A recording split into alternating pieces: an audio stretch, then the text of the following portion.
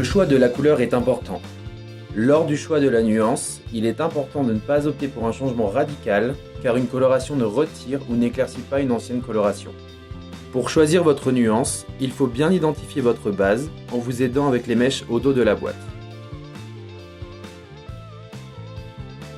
Restez proche de votre nature et considérez votre coloration comme du maquillage. Il ne faut pas vouloir transformer sa couleur, mais plutôt la mettre en valeur. Trouvez la couleur qui va flatter le regard. Mon conseil est de rester 1 à 2 tons plus clairs ou 1 à 2 tons plus foncés que la couleur naturelle.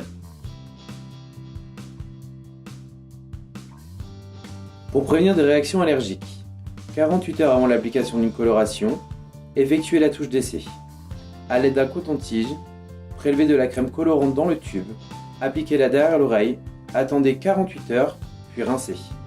Si vous n'avez fait aucune réaction, vous pouvez appliquer la coloration. Pour éviter les taches de coloration sur la peau, avant l'utilisation de votre coloration, appliquez une crème hydratante grasse en couche épaisse tout le tour du visage sans oublier les oreilles.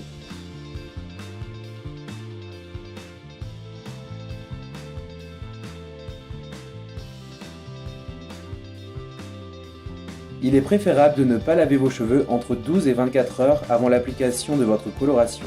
En vous lavant les cheveux avant la coloration, vous enlèverez le sébum qui fait office de protecteur naturel sur votre cuir chevelu. Lors de l'application, pour une bonne répartition du produit et un résultat optimal, ne pas faire de séparation trop large, ce qui pourrait laisser des zones vierges sans produit. L'application du colorant sur les racines doit être suffisante.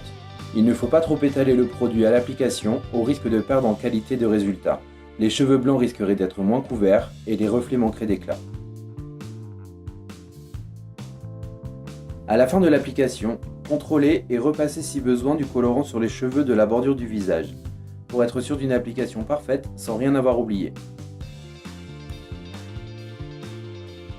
Il n'est pas nécessaire d'allonger votre coloration à chaque fois, surtout si elle est peu délavée. Vous pouvez avoir une couleur légèrement plus marquée en racine et qui s'éclaircit en douceur vers les longueurs et pointes pour éviter l'effet casque.